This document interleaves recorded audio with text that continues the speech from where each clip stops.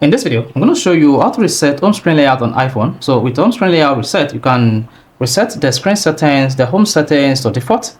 So with this, you can have control over how your iPhone screen looks. You can see here, I no longer have to get on my iPhone. So resetting my iPhone home screen layout will bring back the default settings on the screen layout. So if you're done with this video, you found this video helpful and educative, please don't forget to like and subscribe. Now, the first thing you want to do, when you want to reset your iPhone home screen layout, is go to your iPhone settings.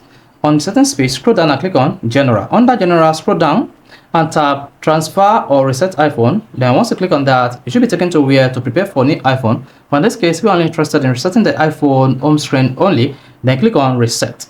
Once you hit the reset button, you should see a pop-up that says Reset Network Settings, Reset Keyboard Dictionary, Reset Home Screen Layout, Reset Location and Privacy. And then if you tap Reset All Settings, it's going to reset all the settings under Reset All Settings, including the home screen layout. Now, to reset your home screen layout on this page, just click on Reset Home Screen Layout.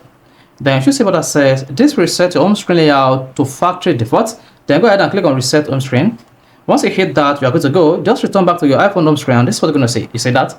Now, my home screen layout is reset, and now have the default home screen layout settings on my iPhone. So, this is how you can easily reset home screen layout on your iPhone. If this is helpful and educative, please don't forget to like and subscribe.